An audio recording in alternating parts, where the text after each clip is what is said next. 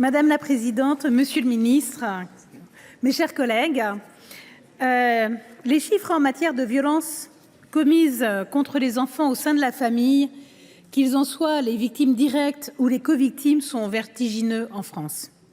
Ils sont 400 000 à vivre dans un foyer où s'exercent des violences conjugales. Et plus de 160 000 enfants sont victimes chaque année de violences sexuelles.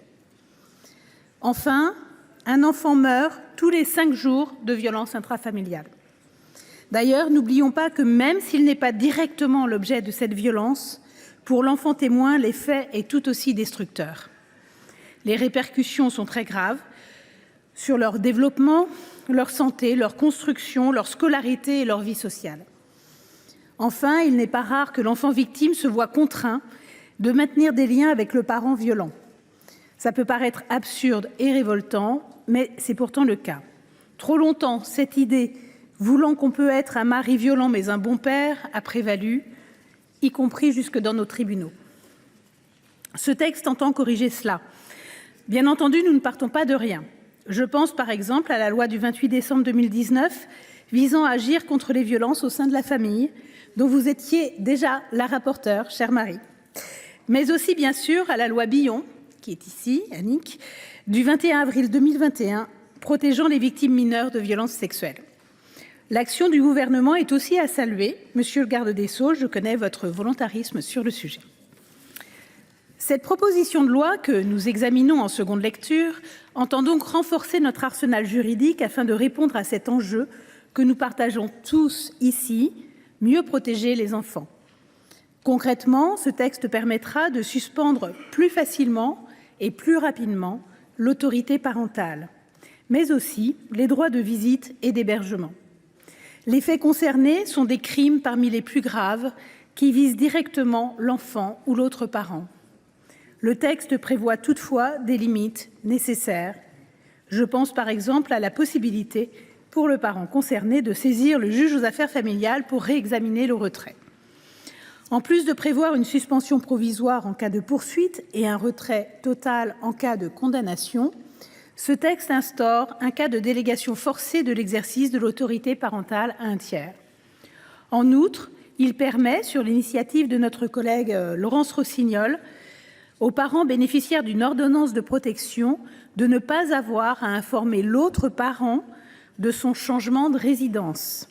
Demande formulée de longue date par toutes les associations de victimes, enfin satisfaite.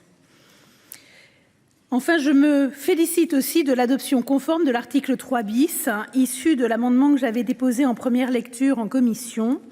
Cet article pose le principe de la suspension du droit de visite et d'hébergement de l'enfant dans le cadre d'un contrôle judiciaire comprenant une interdiction d'entrer en contact ou d'une obligation de résider hors du domicile du couple. Le juge devra dorénavant justifier la décision de ne pas ordonner cette suspension et non l'inverse comme jusqu'à présent. Cette mesure est l'une des mesures récentes prises par l'Espagne qui a vu augmenter les féminicides lors des passages de bras. Et donc c'est lors du plan rouge vif que nous avons rapporté cette proposition. 4 articles ayant été adoptés conformes, il nous reste 5 articles en discussion, dont 4 ont déjà été adoptés sans modification en commission. Je tiens donc ici à saluer le travail de recherche de compromis de notre rapporteure Marie Mercier, dont l'engagement sur le sujet est connu de tous. Sur l'article 1er, le seul qui nous occupera véritablement aujourd'hui, si je partage l'avis de la Commission concernant l'alinéa 3, peu clair et déjà satisfait, je pense toutefois que les apports du premier alinéa méritent d'être conservés. Effectivement, dans la rédaction de l'Assemblée nationale, la saisine du juge aux affaires familiales pour réexamen de la mesure de suspension est facultative et à l'initiative du parent concerné. Est-ce vraiment une mauvaise chose ?